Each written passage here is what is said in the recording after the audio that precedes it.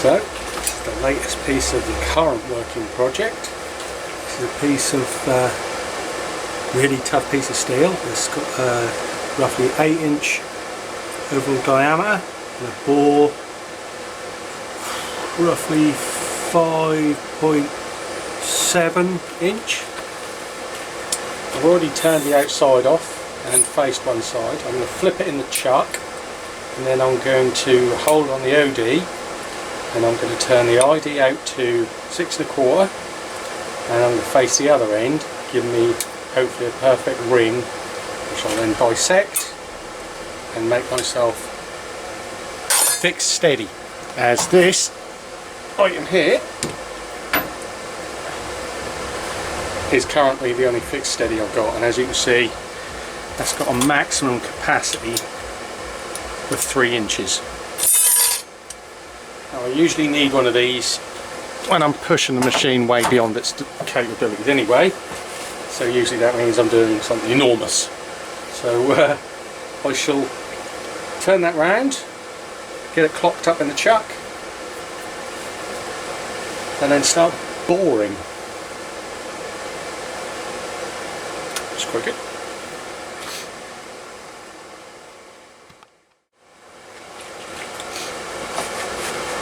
Now, one of the things I'm going to check before I get started on this 4-jaw chuck, which you probably can't see because it's a big piece of steel in the way, but when I've got the jaws set to the 8 inches of the OD of that, what is the next step diameter? And that is just over 6 1/4 by the look of that.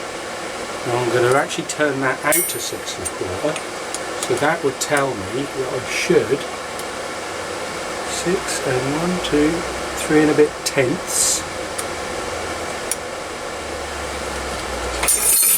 So the boring bar should be able to pass through and into the recess under the jaw without trying to turn the chuck, which usually ends in a lot of things other than happy times, including ruining a perfectly good, probably older than me chuck. So, now I'm not going to put packers in here, because I know from a fact from turning this and chopping this off in the saw that this stuff is it's hard enough that I reckon any chuck marks should be easy to polish out. Right, so it's actually in. Now I get my clock. Right, I think that's about the best I can set up. So you can see the clock, you can see the work, you can see the chuck. So obviously the idea here is to get this running true to the spindle. So I'm going to turn this, I'm going to find the low point and the high point. Now, an easy way to do that is, if I pull that away, I can see it goes clockwise. So the furthest clockwise, which is there, is my highest point. I'm going to put 0 on that just to have interest.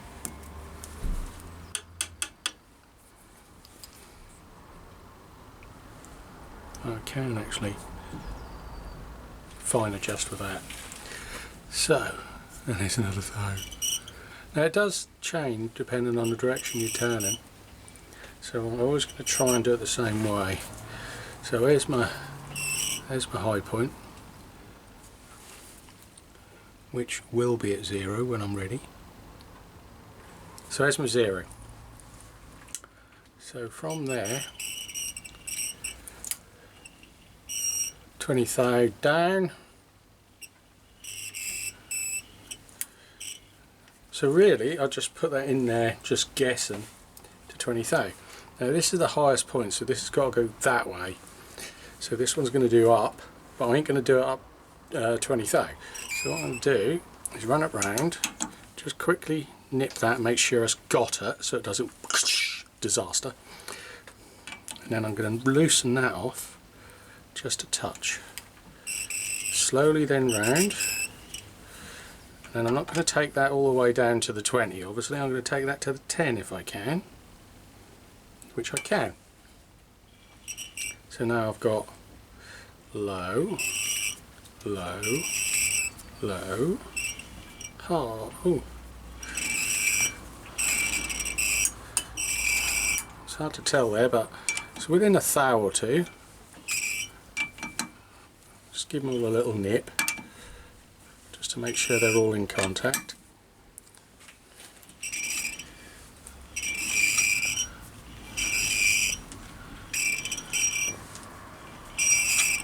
That's within a thou.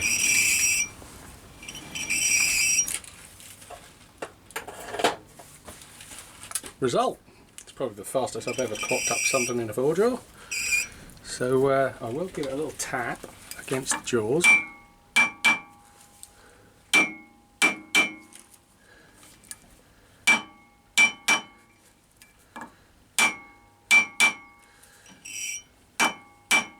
I'm using a little rawhide mallet, and I'm there's nothing to the rhythm of it, I'm just tappy tap.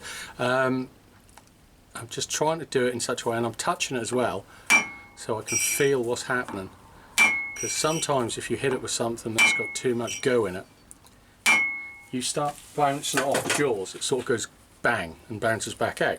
So now let's see where a clock is now.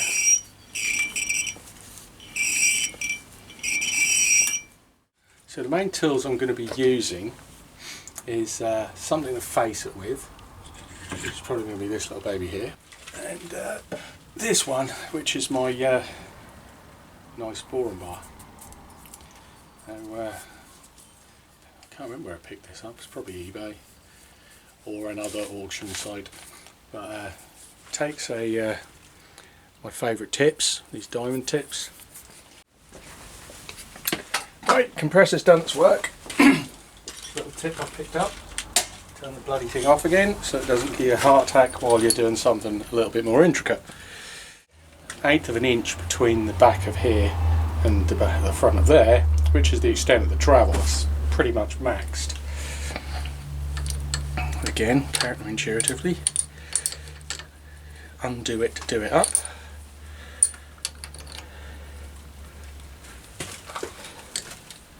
I think this is the easiest way to hurt my knuckles on this machine. I've so far worked out.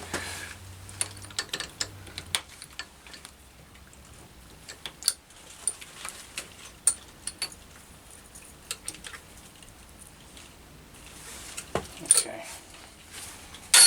So that's a bit better angle, so it doesn't keep hitting back into the tool post, which is just that shot there. Well, so just over 2 1/4. 58 mil-ish. So I'll rev it up, and a bit idea if I did that up. That would be hilarious.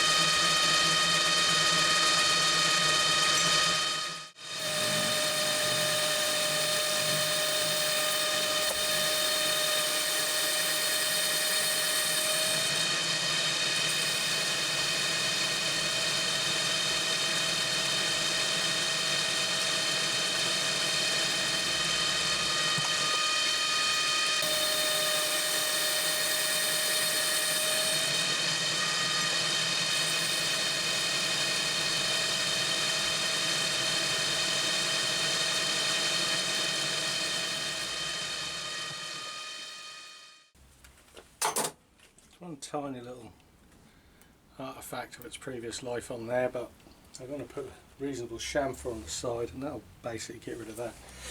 So I'll leave that there. Now each cut I took, I did actually put the table lock on, or a carriage lock I should say, I think I'm on a mill machine. Because I found with these tough materials and the way this is set up, it does push it off, so you end up with a tapered face, well actually a rounded face.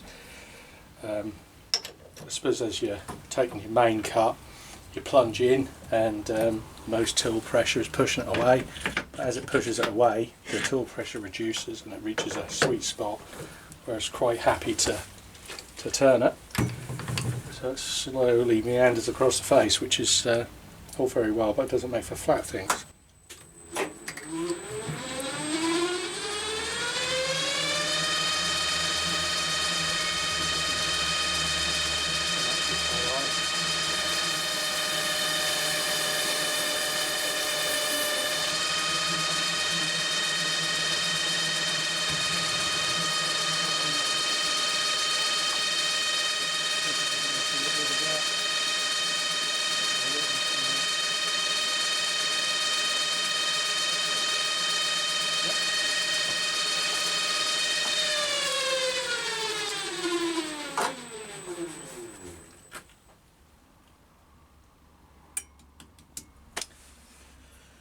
Right, boring.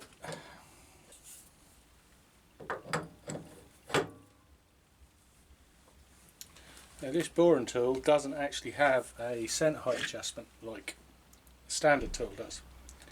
Now the reason for that is I made this holder even, to bottom out. So that's why I just blew the debris away before I did this, so that I can know that I'm as deep down in contact, everything's solid, metal to metal, most chance of success I can have. First things first, I like tool stops.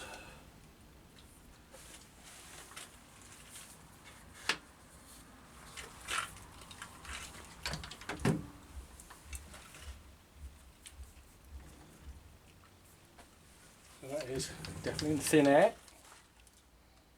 Right, let's see how it goes.